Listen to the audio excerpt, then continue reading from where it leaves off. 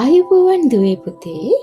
අද මම පුතාලට කියලා දෙන්න යන්නේ වටිනා දෙයක් විනාශ කර නොවටිනා දෙයක් කිරීම පිළිබඳ කියවෙන අටුව කඩා පුටුව හැදුවා වගේ යන ජනපිරුළු කතාව ගැනයි. ඔන්න එක ගමක ගෝවියෙකුයි ගෙවිලියෙකුයි හිටියා. මේ ගමේ ගෙදර මිනිසු ජීවත් වුණේ ගොවිතැන් කරලා. මෙයාලා කොච්චර ගොවිතැන් කරත් එදා වේල කනවා හැරෙන්න වැඩි පොහොසත්කමක් නම් නැහැ. ඒ වුණත් පුතේ මේ හැම ගෙදරකම තිබුණා අටුවක්. පුතාලා දන්නවද මේ අටුව කියන්නේ මොකක්ද කියලා? ඉස්සර කාලේ පුතේ ගමේ ගෙවල් වල කෑම ඊළඟ කන්නේ සඳහා පරිස්සම් කරලා තියාගන්න හදාගත්ත ස්ථානය තමයි පුතේ අටුව කියලා කියන්නේ.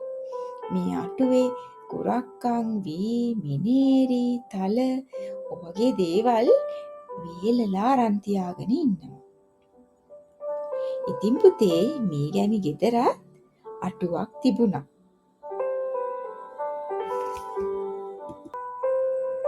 මේ ගොවියගේ ගෙදරත් ඒ වගේ වී අටුවක් තිබුණට ගෙදරට කවුරු හරි ආවම වාඩි වෙන්න දෙන්න පුළුවන් පුටුවක් නම් තිබුණේ නැහැ. ඒ ගැන ගෙවිලියට තිබුණේ හරි කනගාටුවක්. දවසක් ගෙවිලිය ගමරාලට කියනවා කවුරු හරි ආවම ඉඳ ගන්න දෙන්න පුටුවක්වත් නැහැ.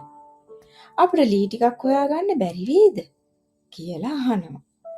එතකොට ගමරාල හිතනවා ගෙදර තියෙන ලී ටිකක්වත් අරගෙන පුටුවක් හදාගත්තොත් හොඳයි කියලා. ගමරාල මොකද කරන්නේ? මේ අටුවෙන් ඇති වැඩක් නැහැ. අටුවේ තියෙන ලෑලි ටිකක් අරගෙන පුටුවක් හදාගත්තොත් හොඳයි කියලා එයා හිතනවා. ඔන්න එහෙම හිතපු ගමරාල අටුව හොඳටම කඩලා ඒකේ තියෙන ලෑලි ටික අරගෙන පුටුවක් හදාගන්නවා. දෙන්නත් එක්කම මහන්සි වෙලා ලස්සනට පුටුවක් ඒ දෙන්න හදාගන්නවා. පුටුව හදාගත්තට පස්සේ එයාලා හිතනවා ආනී දැන් කොච්චර හොඳයිද? කවුරු හරි ආවම ඉඳ ගන්න දෙන්න පුටුත් තියෙනවා අපේ ගෙදර කියලා. ඔන්න ඉතින් ටික කාලයක් ගත වුණා. ගොයන් කපලා පාගන්න ඕන කාලේ ආවා. ගමරාල වී අස්වැන්න අරගෙන ගෙදර ගෙනාවා. ගෙදර ගෙනල්ලා ගමරාල හිතනවා දැන් කොහෙද මේවා තියන්නේ කියලා. අන්න එතකොට ගමරාලට ඉබේටම කියවුණා නේ අපෝයි කියලා. අන්න එදා ගමරාලටයි ගම හාමිනේටයි තේරුණා ඒගොල්ලෝ කරපු දේ වැරදි කියලා.